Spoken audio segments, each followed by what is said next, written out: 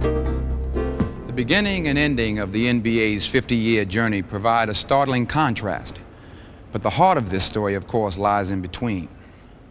As the league celebrated its 10-year anniversary in 1956, its major concern was still survival. So when the Boston Celtics used the third pick in the draft to select a defensive-minded center from the University of San Francisco, no one hailed it as the start of a new era. He would go on, however, to virtually write the NBA history books, and his name was William Felton Russell. I remember in my last few years when one of the playoff games, I knew that I could guard the center that I had. There was no real problem. So I started the game and I blocked his first 5 shots. And I had to work very hard to do that, but I want to do that to let him know that he was not going to be a factor in this series. Was it important to dominate? Yes. It was important to dominate because one thing that you want to do to your opponents is to make them think, make them know they can't win. We shut a guy down or block a guy's shot and say, yes, we did that to you. If you come back, we'll do it again. If you come back again, we'll do it another time. So you have to try something else to do. That won't work. With his psychological approach to defense, Bill Russell helped revolutionize the game. But he didn't do it alone. He was perfectly utilized by visionary Boston Celtic coach Red Auerbach. Styles of play have changed too, making for a more aggressive, crowd-pleasing brand of ball. The key to this new style of play is the fast break. With Russell controlling the backboard, we were in high gear with the up-tempo game, and we were blowing those suckers out of there. But Russell was not only the team's catalyst, he was also its emotional leader. Russell used to become physically ill before every ball game, and if we heard that he wasn't ill that particular night, Red Auerbach would stand up and say, "Russ, go into the men's room and throw up." That's how much he gave of himself to win. The drama of this decade, however, came from the fact that Russell and his Celtics faced a fresh and supremely talented group of challengers. The Big O, Oscar Robertson, brought an unparalleled arsenal of weapons to the guard position,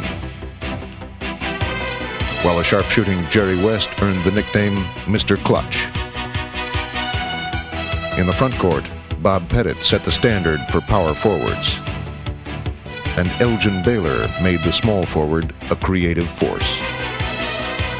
The collection of guys who came along that time really changed the league. And it was tremendous for basketball, no doubt about it.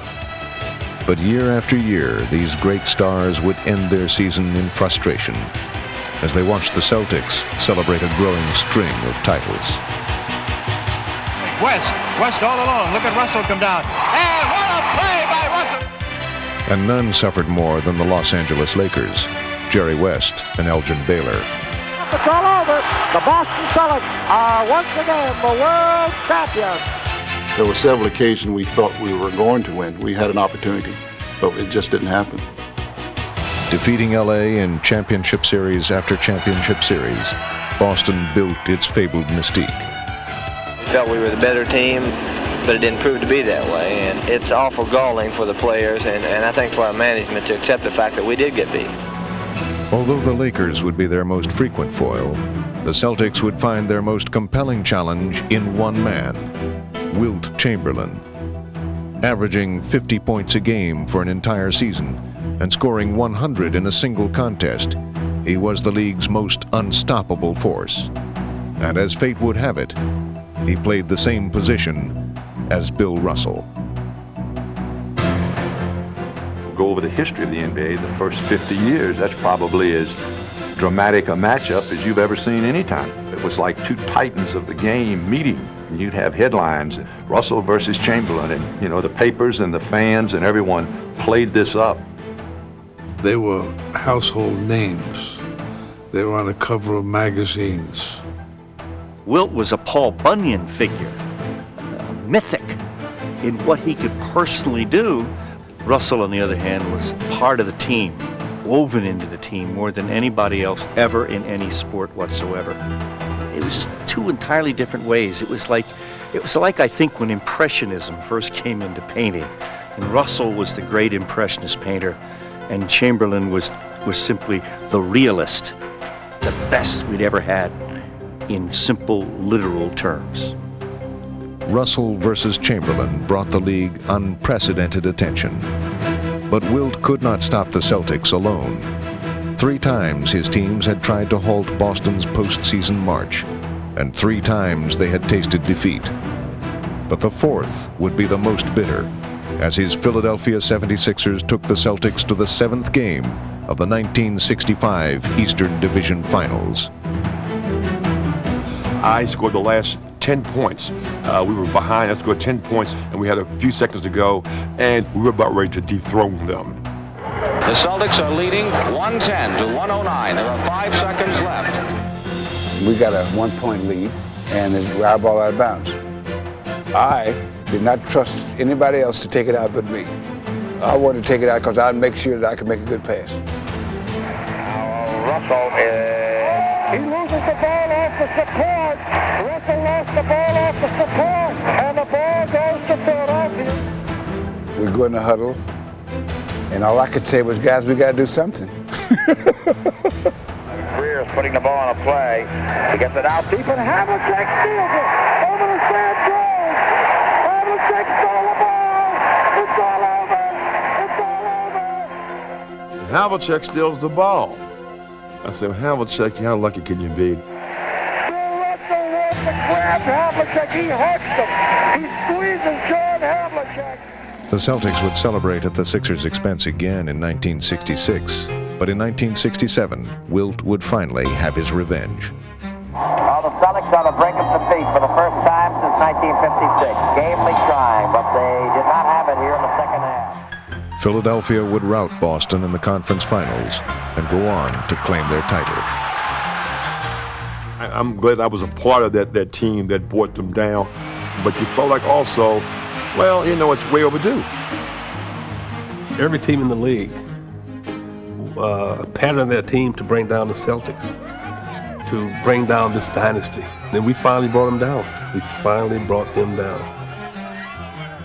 I can remember that game when we were eliminated and the Philadelphia fans were chanting, "The Celtics are dead, the Celtics are dead, they're finally dead."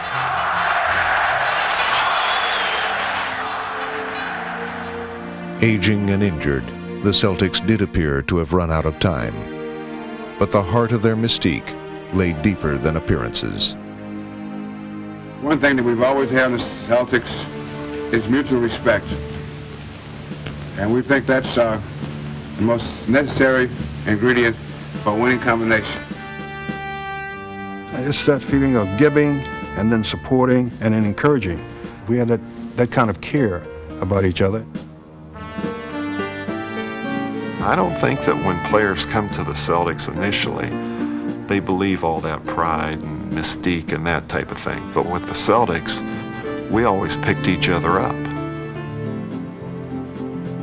The Celtics would regain their title the very next season. But in 1969, they would finish with their worst record in 13 years. And though they would somehow manage to limp back to the finals, they seemed to face certain defeat against a powerful Laker team that had a decade-long score to settle, and a dramatic new addition. With guys like Jerry West and Elgin Baylor, I feel very, very happy that I'm being traded to a team that I believe may stand a chance to go down the record as one of the best teams in basketball ever. We all felt that we had the best team. We had the best record. We beat them during the season. We were the better team. Even as they pushed the Lakers to a 7th game, the Celtics were met only with doubts. I can't help but wonder, how do you feel about going into another 7th game, this time on somebody else's floor? We've done it before.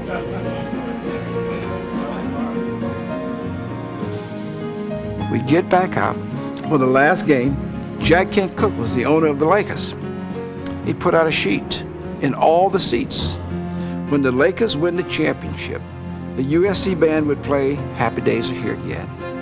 the balloons in the rafters would fall down, and Chick Hearns would interview Elgin Baylor, Jerry West, and Wilt Chamberlain in that particular order. Well, I took this back to Russell. When the players came in, I read it to all of them. I says, there are a lot of things that's going on, but one thing that cannot go on, the Lakers cannot beat us. It's not something that can happen. They can't beat us. But it's going to be fun to watch them get those balloons out one at a time.